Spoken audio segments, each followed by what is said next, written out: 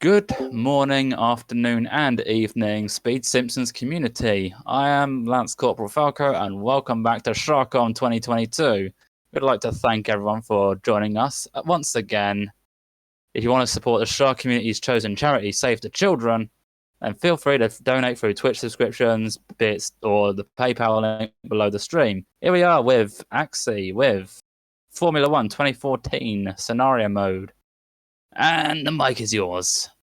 Hello. I am Axey. I'll be running this illustrious category. I believe I'm second place in this category. The estimate is wildly wrong. Estimate is about 26 minutes. Hopefully we won't go over. Yeah, I'm ready to begin whenever. I'll just have a little stretch,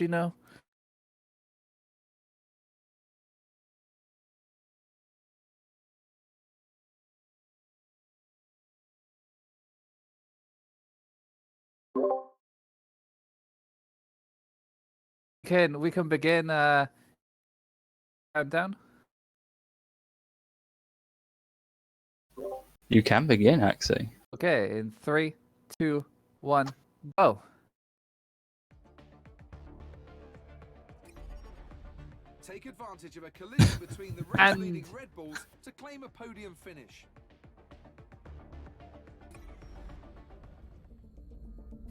I'm off. Let's go. We got there. So, the scenario is basically we got to hunt our teammate down. Our teammate is slow. We are fast. We go brum brum. Speed.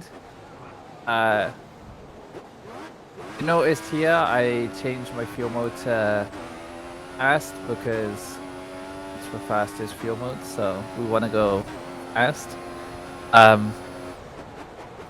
But I have the dashboard up at all times because you only have so much fuel in a race, and if you go over it, you'll then just slow to a crawl.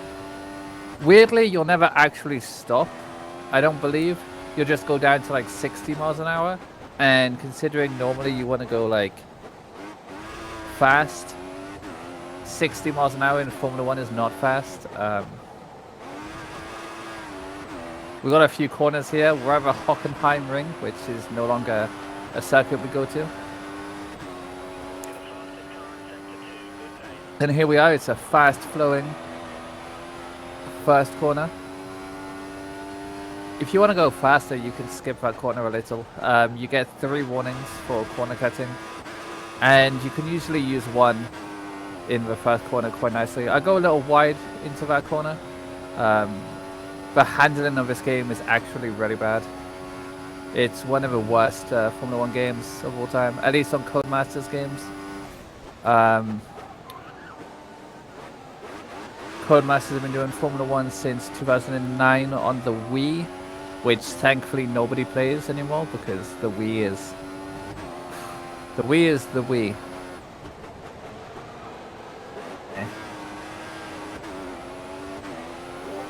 But what makes the Wii the Wii?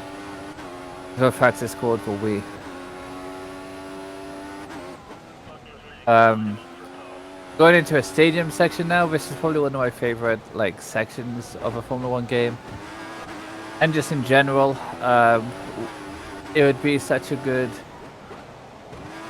experience to be in the stadium section. I believe similar to Mexico now. I catch Button at the worst time there. Normally you want to catch him on this straight because then you can just overtake him, but I caught up to him slightly too early. I could use my DRS here to just overtake him on this straight, so it's lost about a second there, which is, unfortunate, but he was at the apex of a corner when I turned in, which meant I had to slow. And yeah, now we just drive. This hairpin can go awfully wrong. You can lose about 3 seconds if you're going too hot of that hairpin because it's such a slow corner. I think it's one of the slowest corners on the calendar. So if you're going too hot there, it's definitely one of the biggest time losses. Here, you don't I don't have to go for a win, but you can, so why not? Overtaking Hamilton is pretty easy. He's, you know, fast driver IRL, but on the game, the AI, you know, the AI in at least older Formula 1 games absolutely suck. And you can kind of abuse that in a lot of scenarios and just, especially the like championship mode.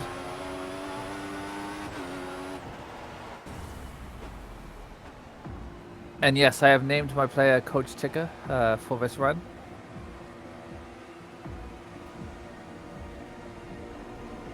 The first letter is for SHARCOM 2022. Unfortunately, that never comes up. It's just S.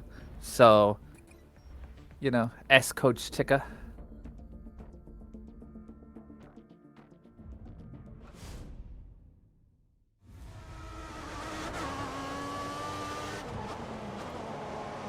Have Brazil, one of the like fastest tracks on the circuit. Here your fuel is like low and you have to either lift and coast or go down to a lower fuel mode. Brazil is probably one of like the nicest laps to hook up. Brazil. Obviously, one of the best Formula 1 drivers of all time is from Brazil, Ayrton Senna. Widely known as and recognized as one of the best drivers of the 80s and early 90s. His nephew, Bruno Senna, didn't really do that well. And here I am showing off different camera angles. It's usually preference about which one you want to use.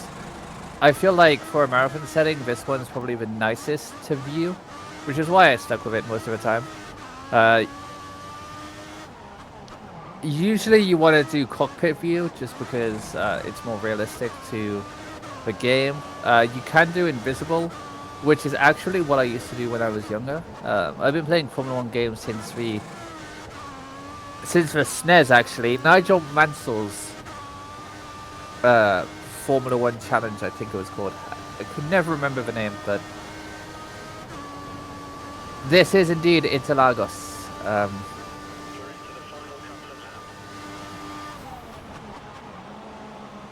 I think I'm green on PB at this point. Yeah, Interlagos is really good. It's probably top 5 races. We've had some controversial moments for Ferrari in Interlagos, namely 2020, I think, or 2019, when Leclerc and Vettel smashed into each other. We had, obviously, the travesty of 2008, when one of my favorite drivers of all time lost the championship on the last lap. Brazil really brings up a lot of interesting races. It's a shame it's no longer like the third race of the season. Growing up, it was always like, you go to Australia, you go to Brazil.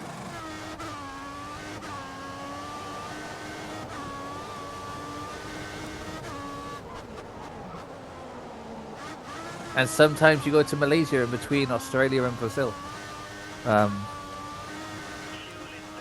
the calendar's really changed now. Now you go to Interlagos quite late.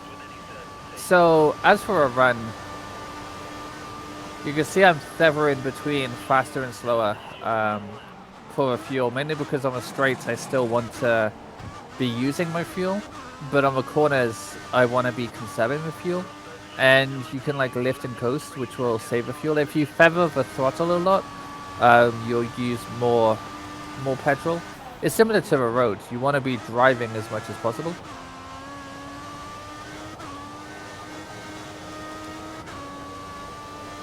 Realistically, if you aren't driving, you know, you always use the most petrol when you're on the highway, and you just have to feather the throttle. Just move slightly, and it's a similar concept with the game. You want to be either accelerating or braking. You don't want to feather the accelerate.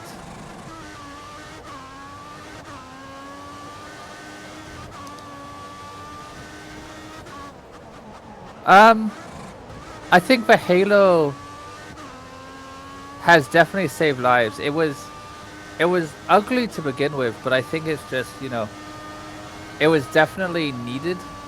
I think anything which will make the racing safer is better. Yeah. It was obviously ugly to begin with, but then the 2014 cars were uglier than the Halo ever was. Like, if you want to talk about ugly, just look at the 2014 cars. There is something about there's something about these cars which were so bad because of our regulations, where for some reason if you dipped your nose or split your nose or whatever, it was faster. And for this challenge we have to overtake Raikkonen, one of my, you know, inspirations in life. I aspire to be as energetic and stuff as Kimi Raikkonen. For a first corner at China, you can really just abuse the AI. Again, they have no idea what they're doing.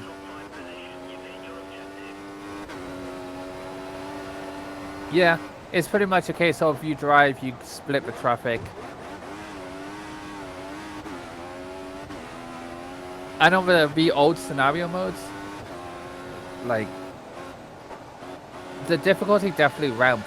And here we have a lovely camera angle.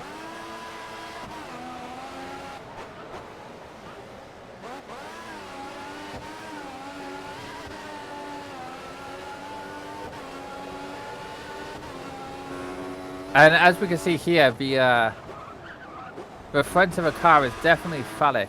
And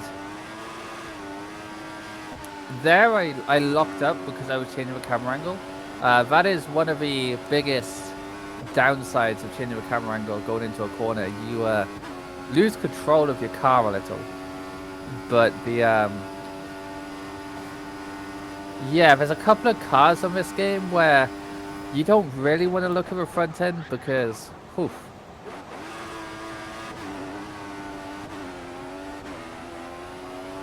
And here we are at Shanghai, which unfortunately isn't going to be in next year's calendar again. I believe it was announced today that there won't be a Chinese race again.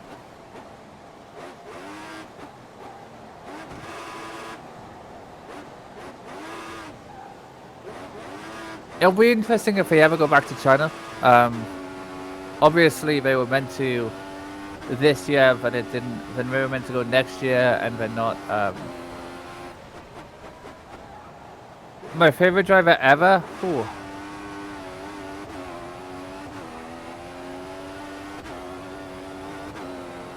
See, I think one of my favorite drivers ever is Felipe Massa. He was never the fastest, but he was just like, he always gave it his best. Up until like his crash where he almost died, he was actually a very solid driver. He, and I also liked the fact that he did a year in 2002. And that Sauber, I loved that Sauber. Growing up, the color of that Sauber, the blue and everything, was my favorite car. So that kind of influenced my decision. And obviously, he didn't race in 2003. He was test driver for Ferrari. And he came back in 2004 as a better driver. And then Michael Schumacher basically retired in 2006. Partly because it meant Massa could stay on the grid and everything, because Raikkonen was going to be in the Ferrari. And yeah, it's just, his story is one where you just don't give up. And, you know, it's a good way to look at things. And here I made a huge mistake into turn one. So I tried to go tight to the apex, hit the curb, and it kind of just lifted my car up and just sent me straight. So if you hit a curb on this game, It's not as brutal as like 2011 and 2010, where if you hit that curb, you pretty much just spin. But a lot of the times, if you hit the curb too much in this game, it will just straighten your car. And when you're having to like do a sweeping turn, if your car straightens, you're gonna just end up track limits. Although in scenario mode, track limits don't matter as much. As I said, you get like three warnings.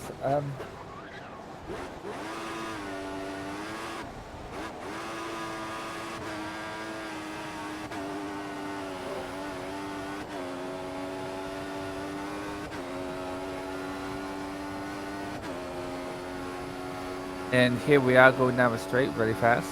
Vroom vroom.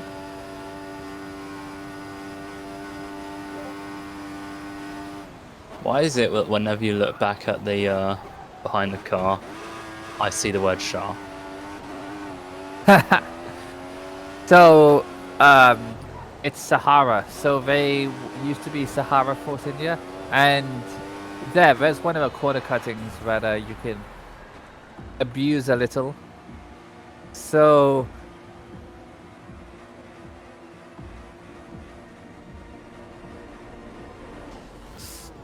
the reason why you do that is it saves a couple of tenths of a second, but you don't want to do too much because then you'll get a 3-second penalty.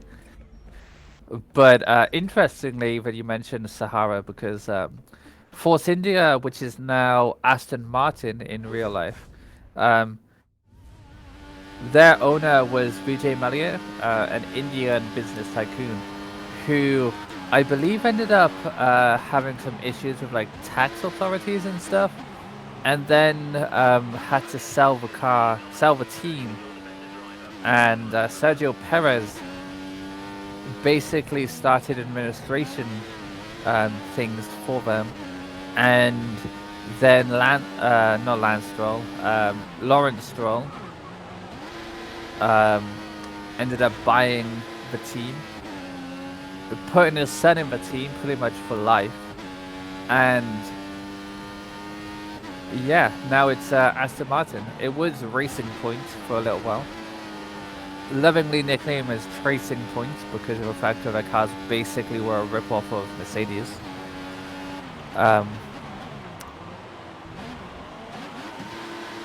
And one of the ways that they tried to fight allegations of cheating was that they actually just copied all of the information from like pictures and stuff, so hence the Tracing Point nickname.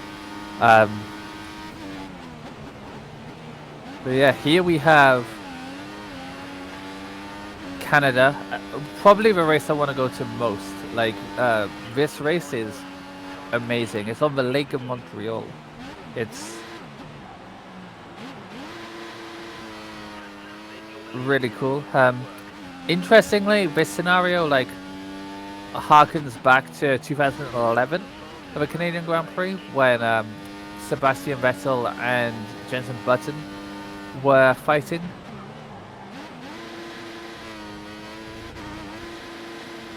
For the race win, and Vettel basically goes wide a second ahead into the last lap, and Button just overtakes. Yeah, the 2011 Canadian Grand Prix could not happen in the same way nowadays, just because of how the time limits work in Formula 1. It was the longest race of all time and will always be the longest race of all time because you can no longer go above 4 hours, which makes sense. Yeah, so in 2019, he went wide, and if there was if there was damage, there would have definitely like met the Wall of Champions. Like, damn. An utterly magnificent performance today from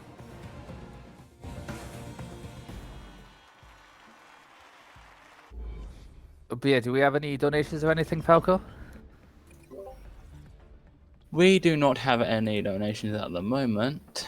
Oh wait, yes we do. I tell a lie. We have a £20 donation plus £5 gift aid from Ty Fuzzle, who says, had to wait until the best Formula 1 game to donate. Shoutouts to Axey. Let's go. I mean, it's not, but thank you. So, at this point, I can kind of explain why it wasn't one of the best Formula 1 games. This was the last game that was made for for the like Xbox 360 and the PS3.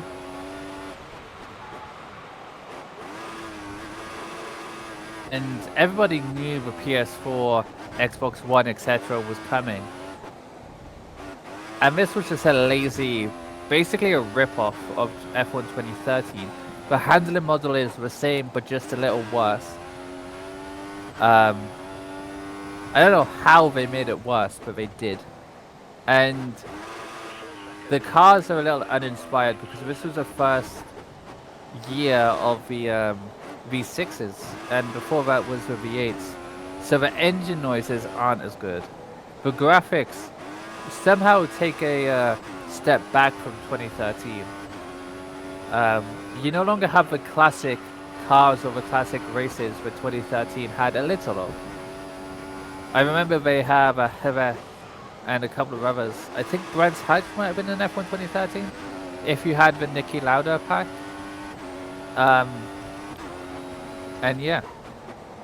But yeah, we're at the Hungaroring here.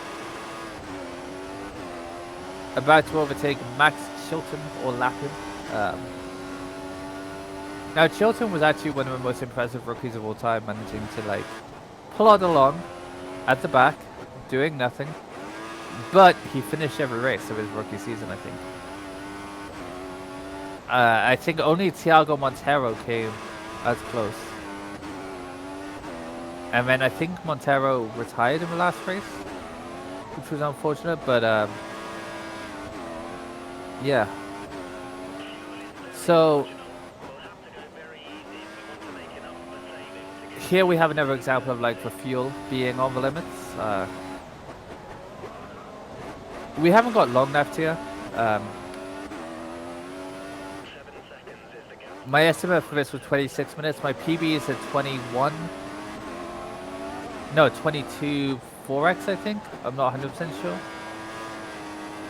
Predicting what time you're going to finish your run. How brave. The aim was like sub 23 going into the run. So anything sub 23 was good. And would be within like 12 or so seconds of my PB. And here we have Kobayashi overtaking. So overtaking Jules Bianchi, which is always a sad moment. And me finally managing to take that turn without flying off. Yeah, it's always sad playing F1 2014 again because of a whole like Bianchi Suzuka incident. And why there was a tractor on the track for this year again makes no sense. No sense whatsoever.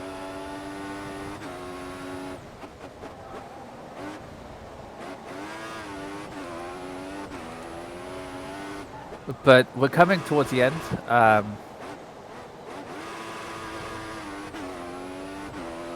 Last corner. It's going to be tight for 23, like sub 23.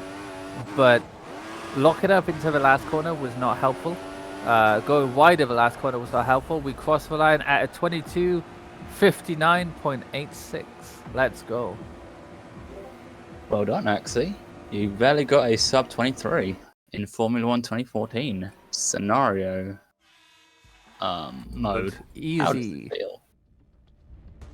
Pretty good. I think there was a couple of times, like, especially in Hungary, I lost like 10 seconds, I think. That was mostly because I was trying to keep going, trying to get faster, and yeah, locked up a couple of times. Didn't go as well, but sometimes when you race to go fast, you go slow. You know, Can I ask the what we get fast, anonymous off the string? yeah, the faster you go, the slower you are. Going But fast sounds good. I just noticed we're now at £69 raised. Nice. That is a very nice number. £69 and 33 pence. Let's go. Let's go. So yeah, thank you all for having me at this event. I know it was a tough decision for me to let me in. Um, wasn't sure if I was gonna let myself in, but you know, if you're not first, you're last. That's true. Metaphorically, you are correct. Yes, you could be correct. But yeah, there's some amazing ones. Let's cheer everybody else on in the marathon, and thank you all for being here. Yeah, I think that's all I have to say. Thank you for restreaming, Ty. I believe this is your last run, so thank you. And cheerio. And thank you, Axey, for this wonderful showcase of Formula One 2014 for SHARCOM 2024. We will be back with It is an amazing game. 2024.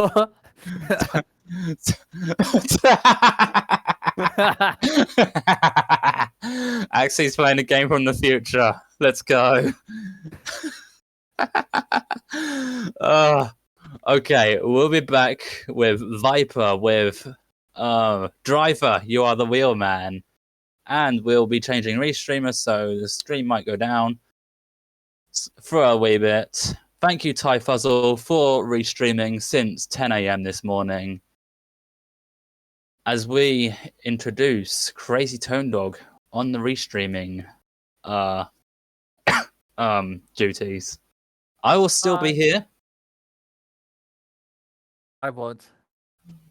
for another run.